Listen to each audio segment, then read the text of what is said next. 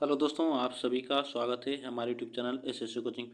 दोस्तों, आज है 18 अक्टूबर और 18 अक्टूबर के जितने भी मोस्ट इम्पॉर्टेंट करंट अफेयर के क्वेश्चन बन सकते हैं सभी हम लोग यह प्रश्न करेंगे इसमें।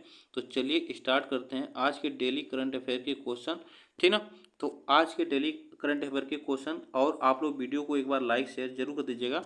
देखिए, हरियाणा के नए मुख्यमंत्री के रूप में किसने शपथ ली है, तो यह आपको बताना है। हरियाणा के नए मुख्यमंत्री जो बने हैं वह नायाब सिंह सैनी बने हैं, ठीक ना। नायाब सिंह सैनी बने हैं, जो कि 17 अक्टूबर को यहाँ पे शपथ दिलाया गया था इन्हें, ठीक ना। चलिए आगे चलते हैं, इसके बारे में थोड़ा जानते हैं। देखिए, नायाब सैनी ने पंचकुला में हरियाणा के मुख्यमंत्री पद की शपथ ली है। यह दूसरा कार्यकाल इनका है, ये भी आपको याद रखना। कहाँ पे लिए? पंचकुला में, और इनका दूसरा कार्यकाल है, ठीक। चलिए आगे चलते हैं नेक्स्ट क्वेश्चन पे।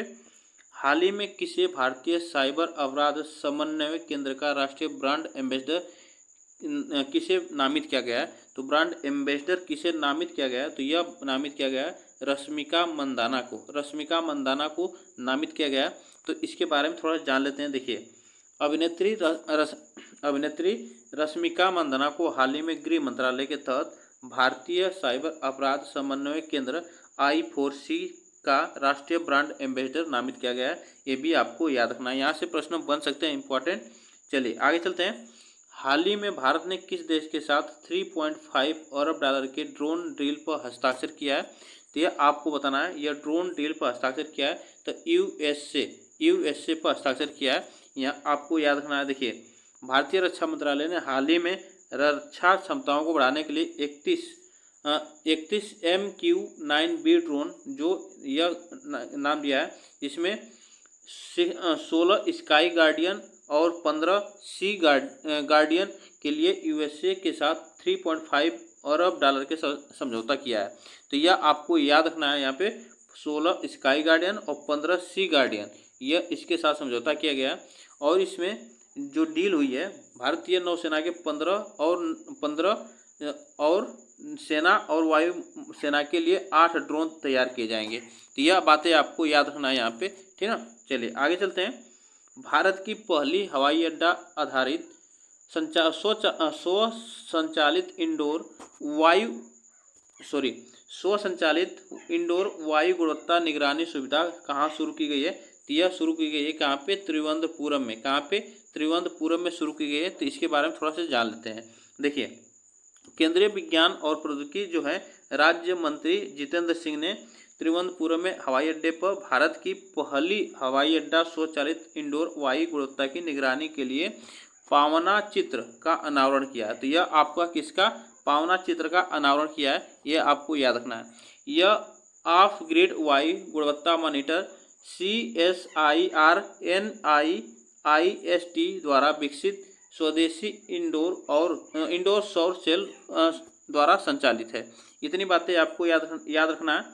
यहाँ पे देखिए, ISSF विश्व कप पुरुष फाइनल में किसने रजत पदक जीता है? तो यह आपको याद रखना है, वह विवान कपूर ने, जो कि यह रजत पदक जीता है, ठीक ना। इसमें रजत पदक जीता है, इसके बारे में थोड़ा सा जान लेते हैं। देखिए, भारतीय शूटर विवान कपूर ने इंटरनेशनल शूटिंग स्पोर्ट्स फेडरेशन में यह फाइनल में ट्रैपिंग शूट में रजत पदक जीता है। विवान फाइनल में 44 अंकों के साथ दूसरे स्थान पर रहे थे, और वहीं चाइना के QI इंग ने 47 अंक के साथ स्वर्ण पदक जीता है। इतनी बातें आपको याद रखना है यहाँ पे। चलिए आगे चलते हैं। 2025 से 26 विपणन सत्र के लिए किस रबी फसल को MSP में सबसे अधिक वृद्धि मिली है?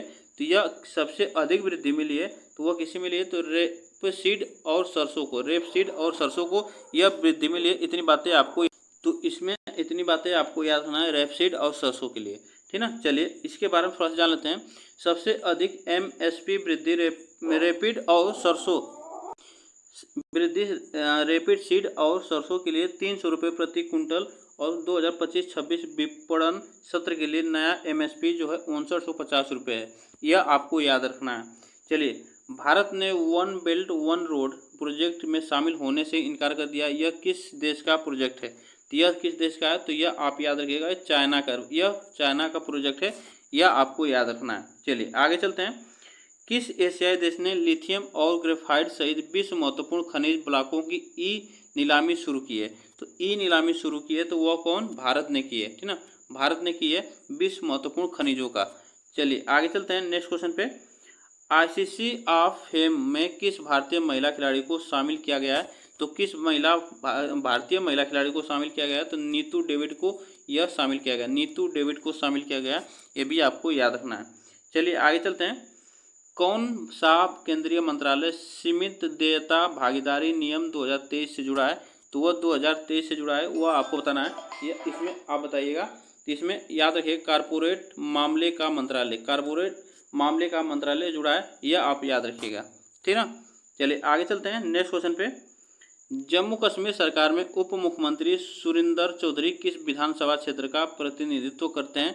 तो यह देखिए उप मुख्यमंत्री बने हैं जम्मू कश्मीर के, कौन? तो सुरिंदर चौधरी बने हैं। वह कहाँ से प्रतिनिधित्व करते हैं? नौशेरा से। कहाँ से, किस विधानसभा से? तो नौशेरा विधानसभा से प्रतिनिधित्व करते हैं। तो यह आपको इतनी बातें याद रखना है। आज के लिए बस हम लोग इतना ही प्रश्न करेंगे। आप बताइएगा यह प्रश्न कैसे लगे, और वीडियो को एक बार लाइक शेयर जरूर कर दीजिएगा, ठीक।